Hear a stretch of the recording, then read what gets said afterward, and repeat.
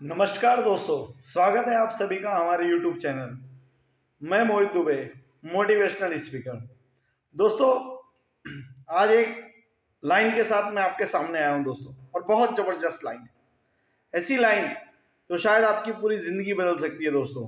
जी हाँ दोस्तों, भगवत गीता की ये सुप्रसिद्ध लाइन दोस्तों, हमारे जीवन में जो भी तकलीफें हैं, जो भी तकलीफ है, जो भी डर है, जो भी समस्या है, उसका कहीं ना कहीं उत्तर भगवत गीता में मिलता है।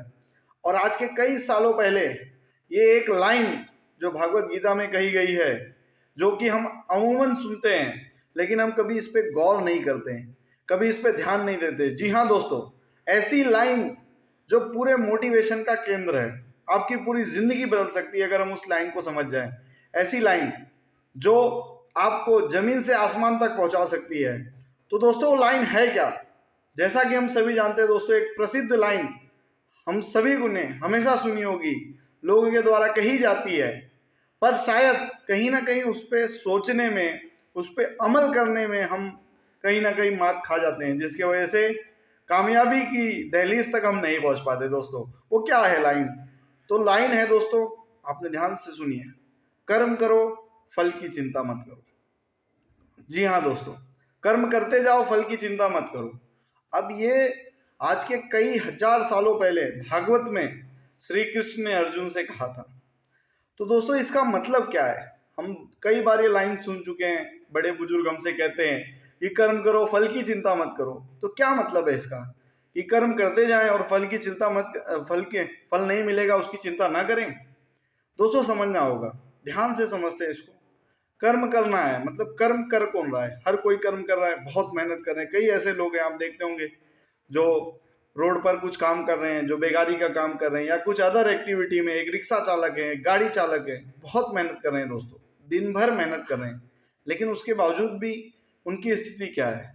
अगर इस लाइन को ध्यान से समझा जाए तो उस हिसाब से तो वो बहुत ज़्यादा बेटर स्थिति में होना चाहिए, क्योंकि बहुत ज़्यादा मेहनत कर रहे हैं, बहुत ज़्यादा कर्म कर रहे हैं।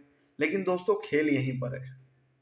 कर्म करो, फल की अपेक्षा ना करो, लेकिन कर्म कैसा होना चाहिए, ये भी बहुत इंपॉर्टेंट है।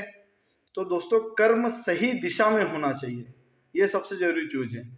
अब कर्म को विभाजित करते हैं दोस्तों, जो मैंने समझा कर्म किस प्रकार का होता है। तो कर्म सबसे पहला एक अपने शरीर के लेवल से होता है। जैसे उदाहरण के तौर पर, एक व्यक्ति कोई काम कर रहा है, उसके साथ कोई और एक व्यक्ति आ गया, दो व्यक्ति उसकी मदद कर रहे हैं। तो हो सकता है एक व्यक्ति अपने लिए काम कर रहा हो और एक व्यक्ति उसी जगह पर किसी और उद्देश्य से उसकी मदद कर रहा हो। जैसे उदाहरण के तौर पर समझते हैं, दो व्यक्तियों के बीच में लड़ाई हो रही है। तो दो व्यक्तियों में, अब वहां पर कई सारे व्यक्ति, आपने देखा होगा अमूमन झगड़ा होता है जब कहीं पर भी, तो एक दो व्यक्तियों के बीच में लड़ाई हो रही है और वहां पर कई सारे व्यक्ति मौजूद होते हैं। तो सबकी अलग अलग मंशा होती है, सब अलग अलग विचार से सोचते हैं। मार सभी रहे, वो भी मार रहे हैं, वो भी मार रहे हैं। कोई बचाने के लिए मार रहा है, कोई मारने के लिए मार रहा है, कोई टाइम पास में मार रहा है। किसी ना किसी तरीके से अपनी अपनी विचारधारा के हिसाब से, वो जो उनके थॉट प्रोसेस है उसके हिसाब से वो कार्य कर रहे हैं। मेहनत सभी कर रहे हैं, कर्म सभी कर रहे हैं, लेकिन फल सभी को नहीं मिल रहा है।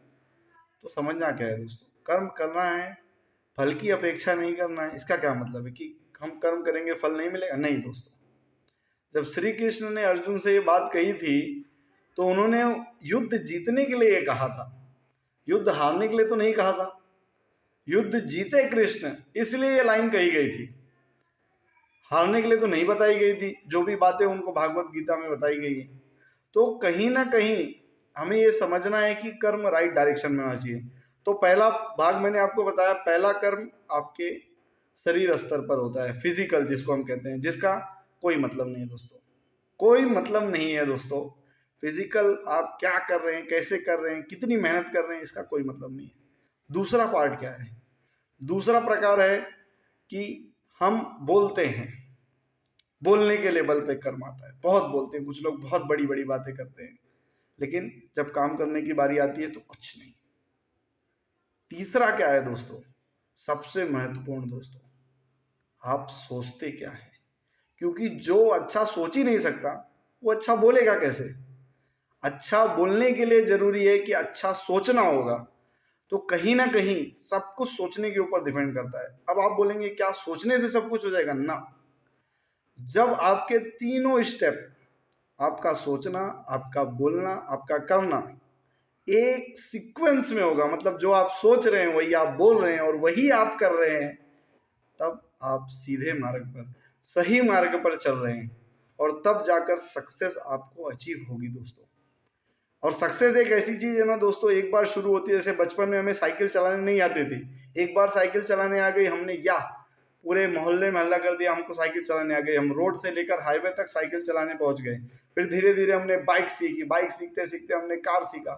तो सक्सेस एक ऐसा पार्ट है ना दोस्तों, समय जैसे हम उसको पाते जाते हैं, एक के बाद एक के बाद एक के बाद वो अचीव होते जाता है। पर जरूरी है सही दिशा, सही दिशा में कर्म ही सबसे बड़ी जरूरत है सक्सेस की।